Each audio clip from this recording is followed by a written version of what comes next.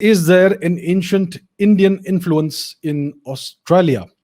So when we think about Australia, we think about, especially when Indians think about Australia, we think about cricket. We think about the Australian cricket team, and we think about the people of Australia as being European in origin and essentially English speaking in origin. So from the British Islands.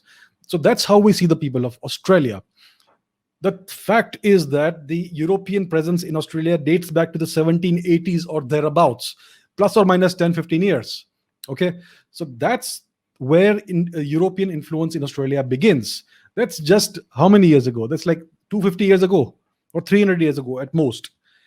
For the entirety of its history, Australia has been home to the indigenous Australian people, the Australian Aboriginal people, who have been present in Australia for at least 60,000 years. So these Australian Aboriginal people are the true natives of Australia. They are the true owners of that land, of that nation, of that continent.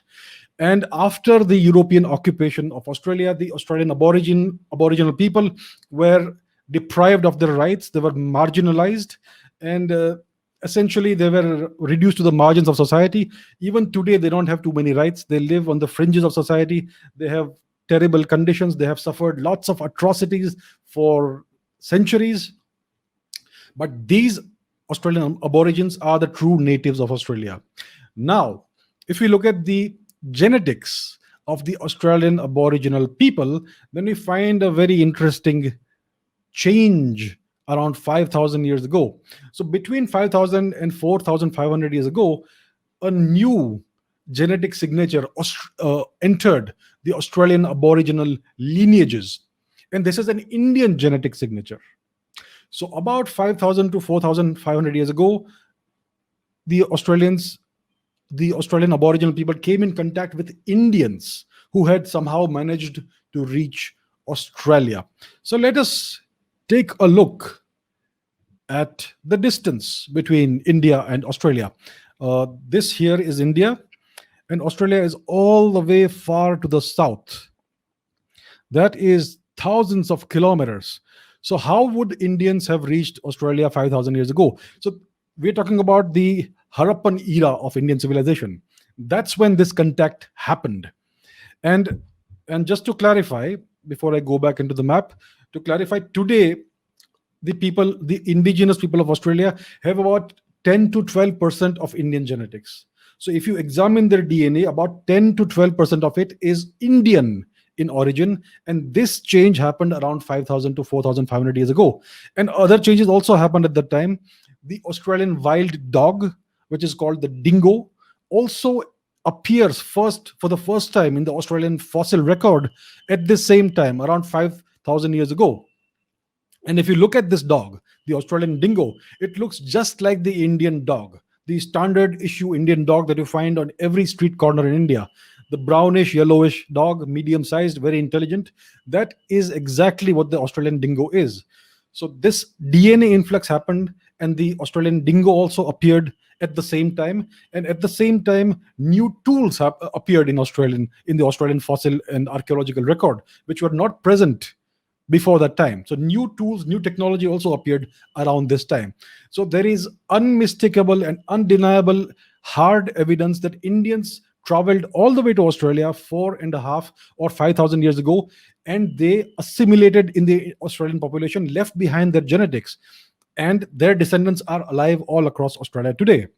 And the other thing to note is that the Indian migrants to Australia did not attempt to impose Indian culture and languages upon the Australian people, because you see none of that in the Australian languages or culture today.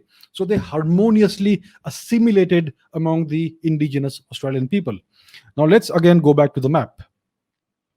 So take a look at how far Australia is from India.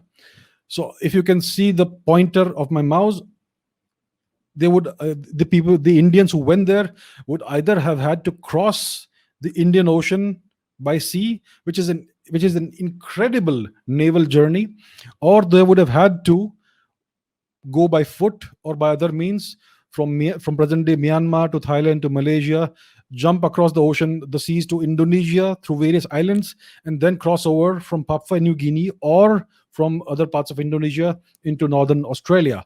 So either way, it's an incredible journey, and we know that the people of ancient India were great seafarers. They had great naval technology. The Rig Veda, the world's oldest literature, which is around 8,000 years old at least, it makes references to ships with 100 oars.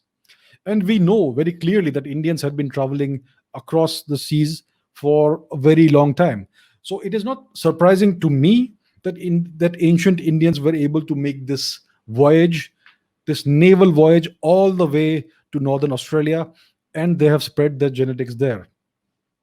So that is the story of the ancient Indian influence in Australia. It must have been an incredible journey. There's a story that we have lost. There's a piece of history, a monumental piece of history that is now lost to us. And we can use archaeology and genetics to reconstruct what happened, but it clearly happened. Indians went all the way to Australia almost 5,000 years ago. So that is the story of the ancient Indian influence in Australia 5,000 years ago. I don't think anyone knows about this because we are not taught about this.